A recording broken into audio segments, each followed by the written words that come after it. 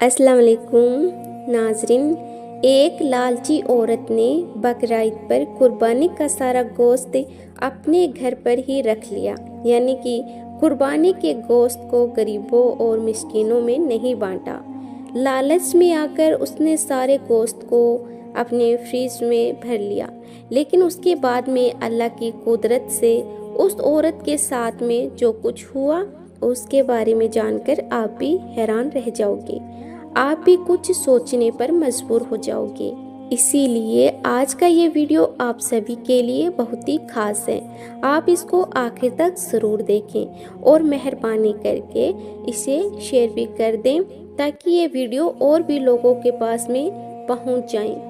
तो चलिए नाजरीन शुरू करते हैं।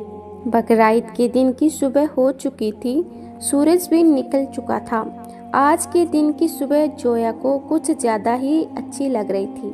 आखिर लगती भी क्यों नहीं, क्योंकि आज तो बकरीद का दिन था।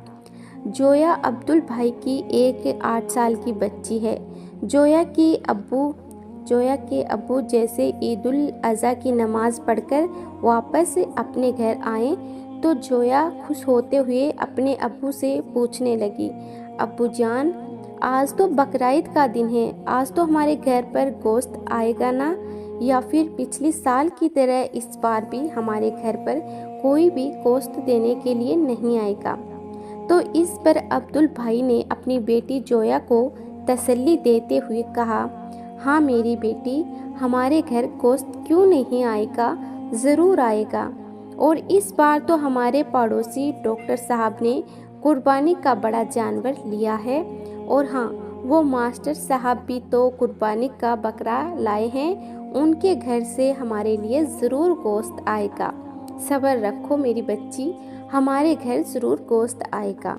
और फिर यहाँ कुर्बानी का गोश्त तो होता ही हमारे लिए है।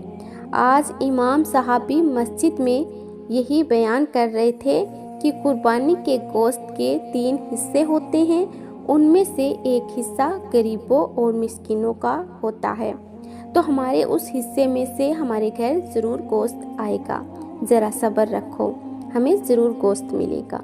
अल्लाह पर भरोसा रखो। फिर ऐसे करते करते दिन के 12 बज गए, मगर अब्दुल भाई के घर पे कोई भी गोश्त देने के लिए नहीं आया। जोया ने फिर पूछा, अबू जान, 12 बज गए हैं मगर अभी तक हमारे घर पर कोई भी गोश्त लेकर नहीं आया? तो अब्दुल भाई ने फिर अपनी बेटी को तसल्ली देते हुए कहा, मेरी बच्ची, ज़रा सब्र रखो, अभी तो उन्होंने जानवर ज़िबा किया होगा, अभी तो वह 3 हिस्से बना रहे होंगे। जब वह अपने काम से फारिग हो जाएंगे तो फिर वह अपने घर पर ज़रूर गोश्त देने के लिए आएंगे।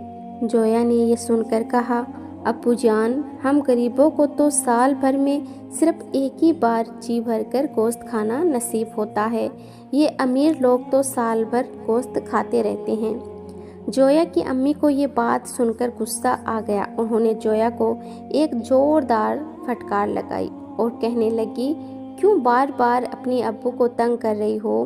तुम्हें दिखता नहीं अब्बू कितने मायूस हो गए हैं तुम्हारे सवाल सुन सुनकर। उसके बाद जोया की अम्मी प्यार से अपनी बेटी को कहने लगी, मेरी प्यारी बच्ची, मैंने टमाटर, प्याज और लहसुन सब कुछ काट कर रख दिए हैं। जैसे ही हमारे घर पर गोश्त आएगा मैं फ़ौरन ही तुम्हें गोश्त बनाकर दे दूंगी, फिर तुम जी भर कर खा लेना। ज़रा सब्र रख और अल्लाह पर अपना भरोसा रख। नाजरीन, ऐसे करते करते शाम होने लगी, मगर कोई भी अब्दुल भाई के यहाँ पर गोश्त देने के लिए नहीं आया। अब तो जोया के घर वालों का भी सब्र टूटने लगा था, क्योंकि अब तो शाम के 4 बजने वाली थी। ये देखकर जोया मायूसी से अपने अब्बू से कहने लगी, अब्बू जान, अब तो 4 बज गए हैं, लेकिन अभी तक कोई भी हमारे घर पर गोश्त लेकर नहीं आया। लगता है पिछली बार की तरह इस बार भी हमें कुर्बानी का गोश्त नहीं मिलेगा। इतना कहकर जोया फूट फूट कर रोने लगी। जोया को रोते हुए देखकर उसकी बड़ी बहन और उसकी अम्मी भी रोने लगी। बीवी बच्चों को रोता हुआ देखकर अब्दुल भाई की आंखों में भी आंसू आ गए। फिर अपने बीवी बच्चों को दिलासा देते हुए अब्दुल भाई कहने लगा कि शायद हमारे पड़ोसी हमको भूल गए हैं, तुम फिक्र मत करो, मैं अभी जाकर तुम्हारे लिए गोश्त ले आता हूँ। उसके बाद अब्दुल भाई अपने घर से निकलकर सीधे डॉक्टर साहब के घर गए।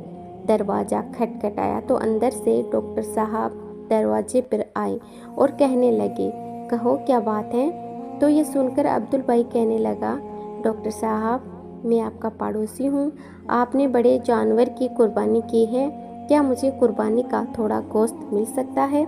तो ये सुनकर डॉक्टर साहब मन ही मन बहुत नाराज़ हुए। फिर झूठी कहानी बनाते हुए कहने लगे कि हमने तो कुर्बानी का सारा गोश्त बांट दिया है, बस थोड़ा सा ही गोश्त हमने अपने घर पर रखा है। ये कहते हुए डॉक्टर साहब ने दरवाज़ा बंद किया और घर के अंदर चले गए। ये देखकर अब्दुल भाई मायूस हो गए और फिर धीमे धीमे कदमों से वापस अपने घर की ओर जाने लगे। रास्ते में मास्टर साहब का घर आया तो अब्दुल भाई ने सोचा कि चलो मास्टर जी से पता कर लेता हूँ, शायद यहाँ से कुछ कुर्बानी का गोश्त मिल जाए। बस यही सोचकर अब्दुल भाई मास्टर जी के दरवाजे पर पहुँच गए और दरवाज़ा खटखटा दिया। अंदर से मास्टर जी बाहर आए। मास्टर जी को देखकर अब्दुल भाई कहने लगा, मास्टर साहब आपके घर पर कुर्बानी हुई है, क्या मुझे कुर्बानी का थोड़ा गोश्त मिल सकता है। तो ये सुनकर मास्टर जी ने बड़ी बड़ी आंखें बनाई और कहने लगे कि तुम यहाँ पर रुको, मैं ज़रा अंदर जाकर पता करके आता हूँ। उसके बाद मास्टर साहब घर के अंदर गए और थोड़ी देर के बाद में एक थैली हाथ में लेकर वापस बाहर आए। उन्होंने वह थैली अब्दुल भाई के हाथ में थमा दी और फिर इस तरह से दरवाज़ा बंद करके भागे जैसे वह कोई बम फेंक कर भाग रहा हो। खैर हाथ में थैली देखकर अब्दुल भाई बहुत खुश हुए और फिर खुशी खुशी अपने घर पहुंच गए। अब्दुल भाई के हाथ में गोश्त की थैली देखकर उसके घर वाले भी बहुत खुश हुए। उन्होंने जल्दी से वह थैली लेकर उसको खोलकर देखा तो उसको देखकर सब घर वाले रोने लगे, क्योंकि उस थैली में सिर्फ 2-4 गोश्त के टुकड़े और बाकी की चर्बी थी। ये देखकर अब्दुल भाई ने बेबसी से अपने घर वालों की तरफ देखा और कहने लगा कि शायद इस बार हमारे नसीब में कुर्बानी का गोश्त नहीं लिखा है। इतने में जोया की अम्मी कहने लगी, इतने नाशुक्रे मत बनो, अल्लाह ताला बहुत बड़ा है और रहम करने वाला है। मैंने टमाटर और प्याज काट कर रखे थे, चलो मैं आपको उसी की चटनी बना देती हूँ। हम सब यही चटनी खाकर अल्लाह का शुक्र अदा करते हैं। नाजरीन, उसके बाद जोया की अम्मी चटनी बनाने के लिए रसोई घर में चली गई। इतने में बाहर से किसी की आवाज़ आई, अब्दुल भाई ने बाहर जाकर देखा कि बाहर मंसूर चाचा खड़े हैं। मंसूर चाचा बाजार में सब्जियों का ठेला लगाते हैं। उनके हाथ में एक ठेला था जिसमें 3 से 4 किलो गोश्त भरा हुआ था। उन्होंने कहा कि मेरा बेटा आया है शहर से, हमारे लिए बहुत सारा गोश्त लेकर आया है, हम इतना खा नहीं सकते हैं, हमने अपनी ज़रूरत के हिसाब से घर में गोश्त रख लिया है और बाकी का गोश्त मैं आपके लिए लेकर आया हूँ। आप भी अपने घर में ये गोश्त पकाएं और खुशी खुशी के साथ बकरीद का त्यौहार मनाएं। इतना सारा गोश्त देखकर अब्दुल भाई के घर में खुशी लौट आई और सब ने मंसूर चाचा को बहुत दुआएं दी और अल्लाह का शुक्र अदा किया। उसके बाद जोया की अम्मी ने जल्दी जल्दी गोश्त पकाया और अपने बच्चों को पेट भरकर गोश्त खिलाया। उसके बाद अब्दुल भाई के सब घर वालों ने कुर्बानी का गोश्त खाकर अल्लाह ताला का लाख लाख शुक्र अदा किया। अब नाजरीन, इधर आप अल्लाह की शान देखिए। उसी शाम को एक ज़ोरदार तूफान आ गया। उस तूफान की वजह से शहर की सारी लाइट अस्त व्यस्त हो गई। जगह जगह पर बिजली के खंभे गिर गए, कई जगह पर बिजली के तार टूट गए। इस वजह से फिर अब्दुल भाई के शहर में 2 दिन तक लाइट नहीं आई। उसके बाद अगले दिन अब्दुल भाई ने देखा कि डॉक्टर साहब और मास्टर साहब कुर्बानी का सारा गोश्त घर से बाहर फेंक रहे हैं, क्योंकि बिजली ना होने की वजह से उनके फ्रीज वगैरह सब कुछ बंद हो गए थे। इस वजह से उनका रखा हुआ सारा गोश्त खराब हो चुका था। अब कुत्ते उस गोश्त पर झपटे मार रहे थे। ये देखकर जोया ने कहा, अब्बूजान, क्या कुर्बानी का गोश्त कुत्तों के खाने के लिए भी होता है। ये देखकर जोया ने कहा, अब्बूजान, क्या कुर्बानी का गोश्त कुत्तों के खाने के लिए भी होता है। तो ये सुनकर डॉक्टर साहब और मास्टर साहब की आंखें शर्म से झुक गई। तो मेरे प्यारे भाइयों और मेरी बहनों, याद रखो कुर्बानी अल्लाह की रज़ा के लिए की जाती है ना कि खाने की नीयत से। कुर्बानी के गोश्त के 3 हिस्से होते हैं। इनमें से पहला हिस्सा आप गरीबों और मिस्किनों में बांटें, दूसरा हिस्सा आप अपने रिश्तेदारों और पहचान वालों में बांटें और तीसरा हिस्सा आप अपने घर में खुद के लिए रखें। इसीलिए आप जब भी कुर्बानी करें तो गोश्त का पहला हिस्सा गरीबों और मिस्किनों में ज़रूर बांटें। अगर आपके घर में कुर्बानी का गोश्त ज़्यादा हो गया है तो उसको फ्रीज में भर भर कर जमा ना करें, बल्कि आप उसको गरीबों और ज़रूरतमंदों में बांट दें।